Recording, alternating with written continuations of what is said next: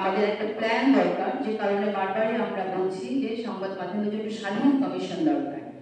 একটা বিষয় এখানে এহসান উল্লেখ করেছে, সেটা হচ্ছে যে পত্রিকাগুলোর সার্কুলেশন কিভাবে ঠিক হয়, পত্রিকাগুলোর বিজ্ঞাপনগুলো কিভাবে ঠিক হয়। এটার সাথে একটা বিশাল বাণিজ্য এবং বিশাল ষড়যন্ত্র এবং সরকারের মিথ্যা তথ্য, সরকারের পারপাস সার্ভ করার একটা ফায়দা থাকে।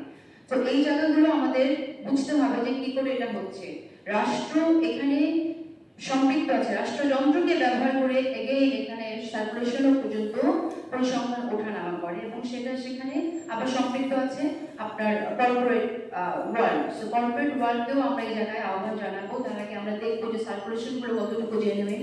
আসলে সংবাদ মাধ্যমের জায়গায় সঠিক সংবাদ সংবাদ মাধ্যম তার দায়িত্ব সঠিকভাবে পালন করতে পারে এরকম একটা জায়গায় পৌঁছানোর জন্য অনেকগুলো কাজ করার। তো আমরা তো মাত্র যাত্রা শুরু করলাম, আমরা আশা রাখি এই জায়গাগুলোতে কাজ করব। প্রতিষ্ঠানের ব্যাপারটা আপনি বলছিলেন, প্রতিষ্ঠানগুলোর ক্ষেত্রে আমরা দেখেছি সবসময় সবগুলো প্রতিষ্ঠান বেশিরভাগ ক্ষেত্রে মালিক পক্ষ যারা বিনিয়োগ করে তারা শুধুমাত্র সেই বিনিয়োগটাই না, তাদের আরো বিনিয়োগকে কি করে বাড়াতে পারে সেজন্য গণমাধ্যমকে ব্যবহার করে এসেছে।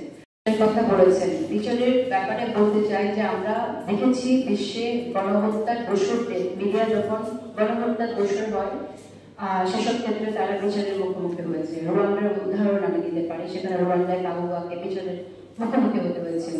তো এখানেও আমরা জাতিসংঘের যে আইন আছে সেই আইনের পরিপ্রেক্ষিতে যারা দোষী তাদেরকে আমরা বিচারের মুখোমুখি করতে পারি, সেক্ষেত্রে আমরা সরকারের কাছে সেই দাবিটা রাখবো এবং আমাদের যা করণীয় আমরা করার চেষ্টা করবো।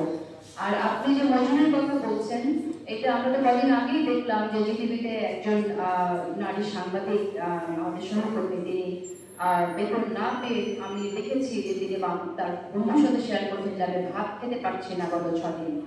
সো এরকম বেতনার মধ্যেও সাংবাদিকদের যেতে হয়েছে এবং এখনো কারো কারো হচ্ছে কিনা আমরা জানি না। ভয়ঙ্কর জেলায় ল ছিল একটা ডিজিটাল সিকিউরিটি অ্যাক্ট এবং সন্ত্রাসবাদ বিরোধী যে আইন, এই আইনের সব মামলা প্রত্যাহার করে নেওয়া হবে।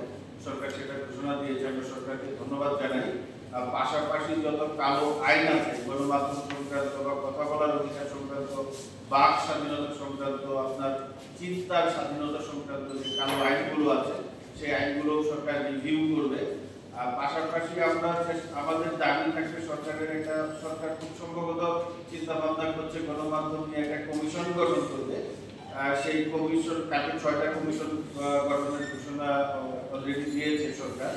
আরো সম্ভবত একটা কমিশন গঠন করবে, যে গণমাধ্যমের কমিশন।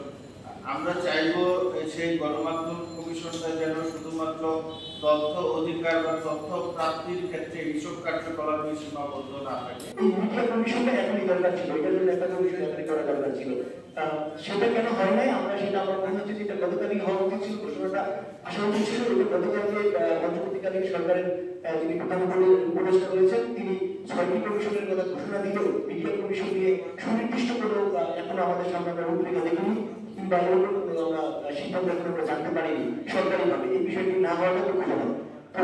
তো গণমাধ্যমটা কেন জরুরি দরকার ছিল, রাষ্ট্রের যে দলগুলো বাংলাদেশের সমাজে যেটা বলে, তো সব সরকারের আমলেই কিন্তু আমরা দেখেছি যে গণমাধ্যমের প্রতি এক ধরনের আচরণ করা হয়। এটা আমি স্পষ্টভাবে বলতে চাই, সব সরকারের আমলে।